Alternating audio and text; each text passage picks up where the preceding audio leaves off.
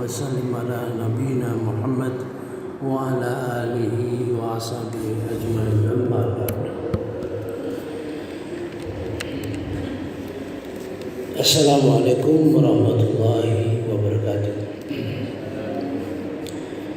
Bapak-bapak, ibu-ibu sekalian,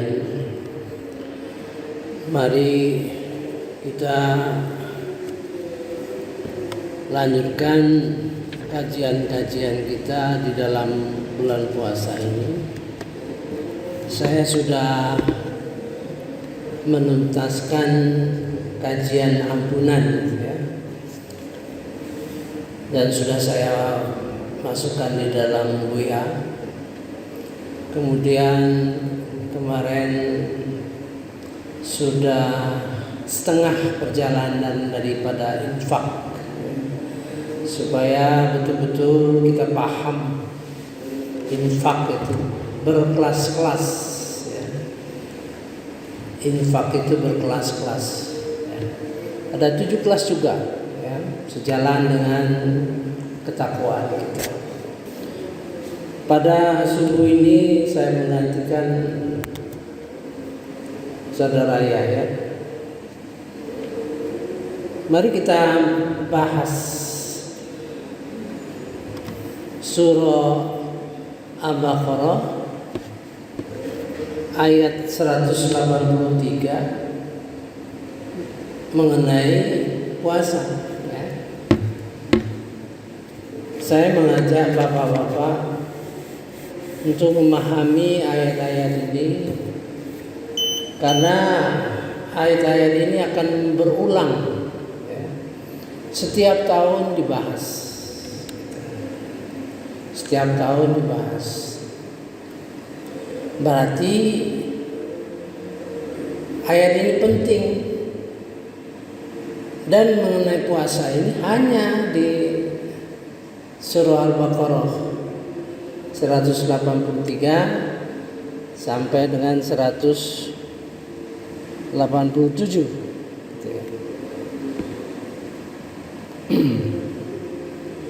Mari kita lihat satu persatu ya. Pertama, perintah puasa. Ya ayyuhalladzina amanu,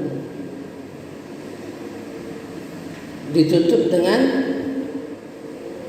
harapan la'allakum tattaqun, agar kamu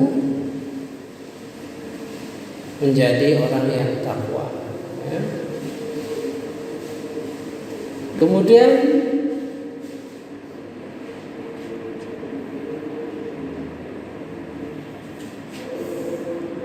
A'udzubillahi minasyaitonirrajim. Bismillahirrahmanirrahim. Bercerita mengenai hari-hari bulan puasa itu ya, dengan segala kemudahannya. Ayyaman ma'dudat, beberapa hari yang tertentu di dalam bulan Ramadan. Artinya di dalam proses puasa itu ditutup dengan in kuntum ta'lamun. In kuntum ta'lamun, jika kalian mengetahui. Mengetahui itu bahasa kita ya, pengertiannya.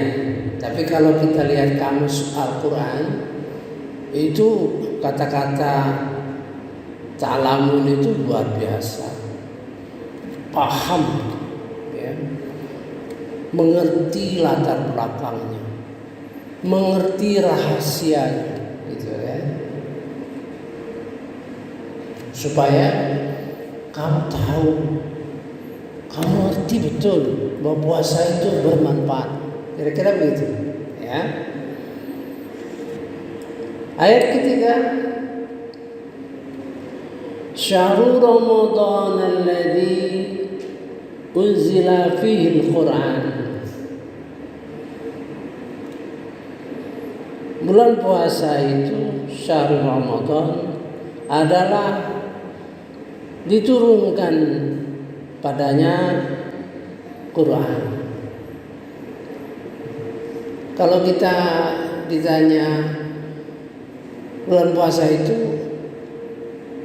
bulan Ramadan itu bulan apa? Ya bulan puasa gitu. Tapi dalam Quran, syahrul Ramadan alladzi unzila fihi al-Quran. Bulan yang diturunkan Al-Quran. Bulan ini, bulan yang kita jalani ini. Kemudian ada 4 kata dalam satu kalimat yang menunjukkan semuanya Al-Quran. Ya. Jadi Al-Quran itu kalau kita ketemu bacaan di dalam Quran, kita ketemu misalnya Alkitab. Alkitab itu Quran. Ya. Kemudian Al-Quran. Biasanya Alkitab pakai Dzalikal Kitab.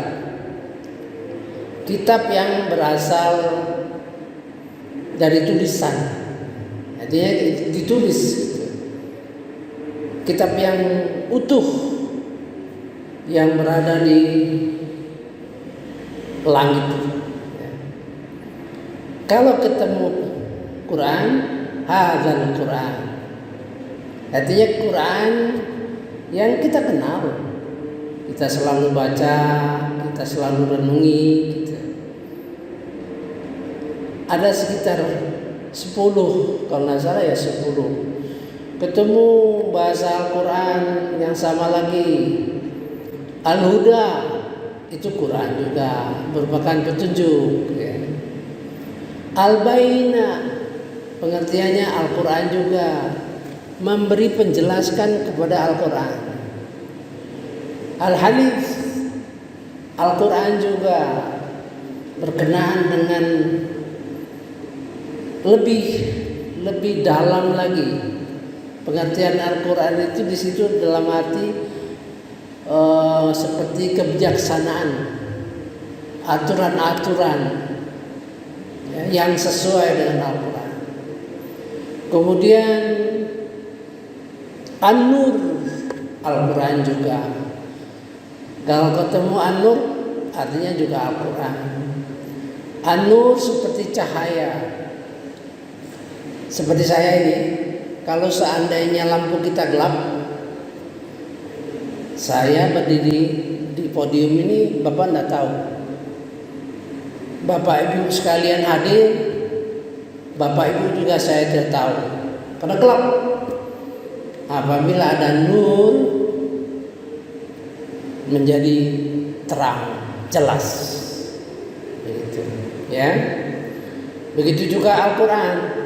Kita baca terus berpuluh tahun, tidak ngerti, tidak paham. Ya, sudah baca terjemahannya masih belum terbuka. Nah, maka nur itu yang memberi cahaya. Ar-Ruh juga Al-Quran. Ya. Kalau kita lihat ruh, artinya ayat ini ayat isinya yang menggerakkan, ya, menggerakkan perjuangan, menggerakkan jiwa. Ketemu al-ayah, Al-Quran juga. Al-ayah artinya kebesaran Allah Subhanahu wa taala. Kira-kira begitu. Jadi begitu kita ketemu dengan kata-kata itu dalam Al-Quran, pikiran kita jadi terarah. Oh, ini arahnya ayat ini. Nah, misalnya gitu ya. Kalau di surah Al-Baqarah ayat 185 ini, Syahrul Ramadan alladzina unzila fihi al-Quran hudal linnas 2 sudah. Wa bayyinatin minal huda, 3 wal furqan. Saya lama mengerti ini, ya. Lama mengertinya. Ya.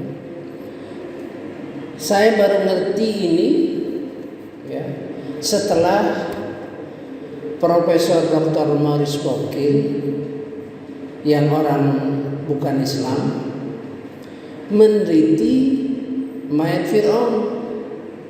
Mayat Fir'aun itu dibawa dari Mesir ke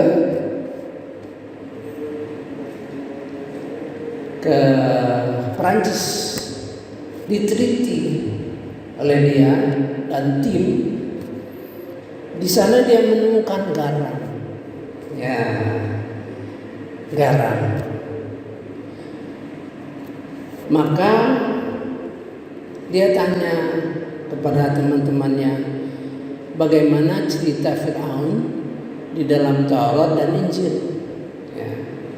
Temannya memberitahu ada cerita mengenai tenggelamnya Fir'aun di dalam masa Nabi Musa, gitu ya.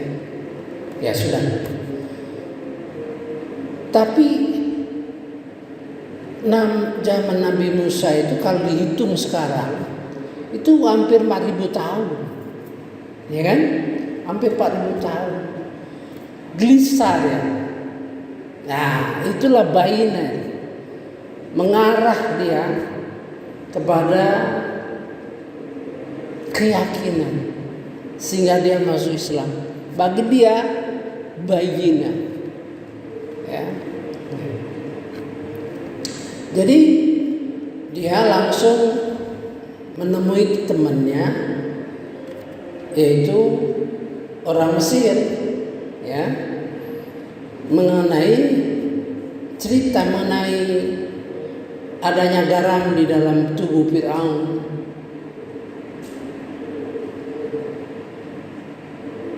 Tapi teman dari Mesir itu merasa bukan hal baru, karena diceritakan di dalam Al-Quran dalam surah Yunus, ya, ayat 92, dia tunjukkan ke Maurice Bokil, ya, ayat 92 surah Yunus.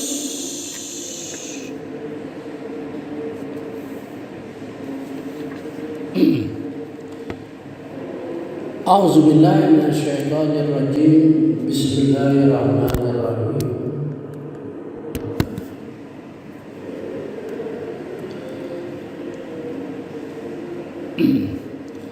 Maka pada hari ini kami selamatkan jasadmu.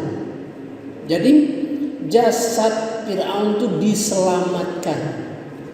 Bagaimana sudah ribuan tahun, ya, agar engkau dapat menjadi pelajaran bagi orang-orang yang datang setelahmu. Tapi kebanyakan manusia tidak mengindahkan tanda-tanda kami, ya. A'udzubillahi minasyaitonirrajim. Bismillahirrahmanirrahim.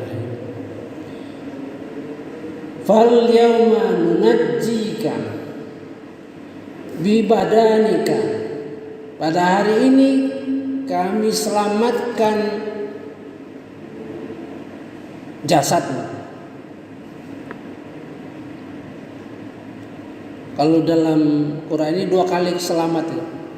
Kami selamatkan kamu, yaitu jasadmu. Litakuna liman khalfaka ayah. Ini ayat itu Quran juga, ya. Supaya menjadi pelajaran bagi orang-orang yang datang setelahmu. Mendengar ayat ini, dia baca, dia langsung menyatakan masuk Islam. Ya, saya percaya dengan kitab ini. Nah, itulah bayina. Saya ngerti bahwa bayina itu bagi dia. bagi dia itu adalah garam. Sekarang mengapa ayat ini ditaruh, diletakkan di dalam bulan puasa? Ya. Ayat yang seperti ini diletakkan di dalam ayat berkenaan puasa. Syahrul Ramadan alladzi unzila fihi al-Qur'an hudan linnas, juga petunjuk bagi orang-orang non-Islam, petunjuk bagi non-Islam. Orang non-Islam pun ngerti, bisa percaya dengan Al-Quran. Itu sindiran kepada kita, ya, sindiran kepada kita. Mengapa enggak kita mencapai seperti Morris Bokil, ya? Kita menemukan bayina minal huda wal furqan, sindiran kepada kita, ya. Jadi diharapkan kita paham Quran, kita merasakan keindahan Quran. Seperti kalau di zaman sebelum Nabi Muhammad, antara mukjizat dengan kitab suci itu dipisahkan. Misalnya tongkat Nabi Musa itu, begitu tongkat Nabi Musa diletakkan di laut, maka laut terbelah dua dan mereka bisa berjalan. Kira-kira perasaan Bapak Ibu sekalian bagaimana kalau kita menghadap itu? Wow, ya kan? Kemudian hentakkan lagi, matilah Firaun. Tentunya wow, ya, luar biasa. Ini juga diharapkan kita mendapat bayinya sebenarnya di dalam Al-Quran itu. Pesan tersirat. Masa orang kafir bisa mendapatkan bayinya, kita orang yang memang bergelut dengan Al-Quran tidak pernah dapat, ya. Nanti insya Allah mudah-mudahan sampai kita menangis membaca Al-Quran itu menangis. Nah di situ kita akan mendapat bayinya, ya. Kita lanjut penutupnya, ya. Kemudian bicara soal puasa lagi. Barang siapa menyaksikan di antara kalian pada bulan itu, puasalah. Sekarang puasa lagi. Barang siapa dalam keadaan sakit, ya, atau dalam keadaan perjalanan, diwajibkan mengganti qada sejumlah hari-hari yang pada hari yang lain. Terus penutup, ya, la'allakum tashkurun, agar kamu bersyukur.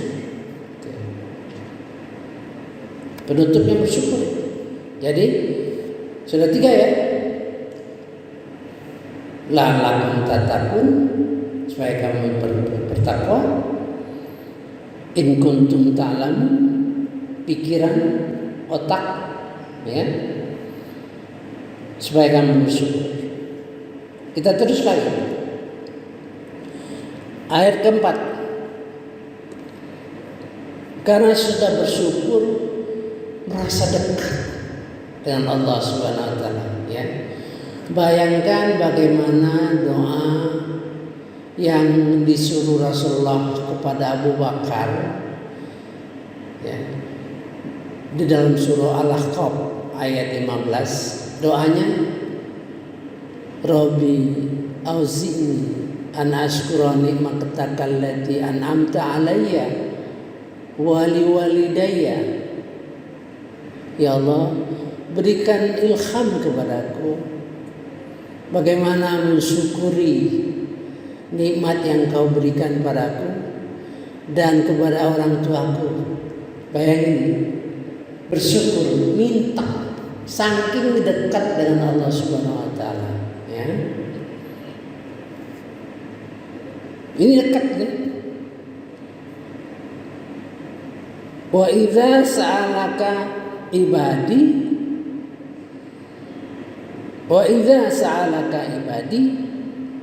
apabila bertanya kepada Muhammad hamba-hambaku, ibadi di sini pakai ya. Artinya orang yang sedang berproses. Ya. Anni tentang aku fa inni qarib, dekat. Ya, berproses supaya kita dekat kepada Allah Subhanahu. Allah mengharapkan kita di dalam puasa ini dekat sama Dia, ya. Penutupnya la'allahum yarshudun, agar mereka mendapat petunjuk. Nah, perhatikan. Kalau di atas la'allakum, ya, agar kamu bertakwa. Di sini la'allahum. Kalau la'allakum dia bicara kepada kita agar kamu. Kalau la'allahum dia bicara kepada yang lain, mungkin kepada malaikat, ya.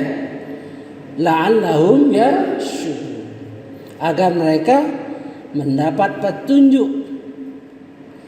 La'allahum yarshudun itu ini menunjukkan bahwa lama prosesnya ini. Yang kita ingin capai itu lama gitu kan.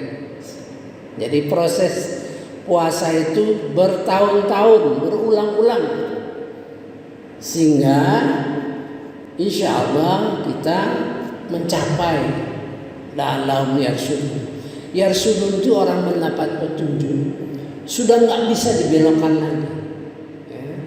Sudah nggak bisa dibelokkan lagi. Allah sudah menghiasi hati kita itu dengan keimanan, ya. Menghiasi hati kita itu di dalam doanya itu. Nanti kita lihat, ya, di dalam surah 49 atau 48, ya. Itu kita lihat. Jadi Allah itu sudah menghiasi hati kita dengan iman. Gimana kalau hati kita sudah berbunga-bunga dengan iman dan kebencian terhadap kemungkaran, kekafiran? Bayangin, hati kita itu berbunga-bunga dengan iman, udah itu benci dengan kemaksiatan, benci, perasaan enggak benci. Bayangin, mudah-mudahan kita mencapai sasaran itu, ya. La'allahum yarshudun, ya. Kemudian ada satu kalimat. Kalimat ini aneh. Mengapa kalimat itu ada di sini? Ya. Hunna libasul lakum wa antum libasul lahum. Mereka adalah pakaianmu, istri-istri kita, dan kamu adalah pakaian mereka. Ini secara kejiwaan Allah melatih target kita, di mana kita dengan istri, keluarga kita sudah punya rasa, ya, supaya kita saling mencintai, saling melindungi, karena ini untuk mencapai target yang keempat. Ini ketakwaan ketiga ini, ya. Nanti ketakwaan keempat itu berkenaan dengan interaksi dengan orang, ya. Ini pesan bagi kita. Kita bisa sabar dengan orang, bisa tidak marah dengan orang, bisa memaafkan kesalahan orang. Bisa enggak kita sama istri kita? atau istri sama suami bisa sabar kepada istri kita, bisa memaafkan istri kita seperti kita pada orang lain. Ini suatu tes. Bisa pemurah kepada keluarga kita, istri kita, juga bisa pemurah kepada orang lain. Kadang-kadang apa yang kita lakukan kepada istri atau istri terhadap suami berbeda dengan orang lain. Nah, ini merupakan target dan tes keberhasilan daripada puasa. Target puasa itu takwa. Artinya jiwa kita itu unggul. Ya. Nah, kita lanjutkan yang penutupnya la'allahum yattaqun. Ya. Agar mereka bertakwa. La'allahum yattaqun. Kalau tadi yang pertama la'allakum tattaqun, sama dengan yarsudun tadi, la'allahum yarsudun, ya. Jadi ibarat kita itu sudah cerita-cerita sama kita, Allah tuh cerita-cerita sama kita, kemudian cerita sama orang lain, ya. Hei kamu, mudah-mudahan kamu jadi orang takwa. Mudah-mudahan kamu menyadari dan tahu bahwa puasa itu bermanfaat. Mudah-mudahan kamu bisa bersyukur, ya. Nah, dengan rasa syukur itu kamu mendekat kepadaku. Gitu. Mudah-mudahan mereka, jadi ngomong sama lain, sama taruhlah malaikat lah. Mudah-mudahan mereka mendapat petunjuk. Terakhir, mudah-mudahan mereka bisa bertakwa. Ya, itu saya kira garis besar. Ya, tentu ini setiap tahun kita bahas. Mudah-mudahan semakin tahun semakin meningkat pembahasannya. Subhanallahumma wa bihamdika asyhadu an la ilaha illa anta astaghfiruka wa atubu ilaik. Wallahu a'lam. Wassalamualaikum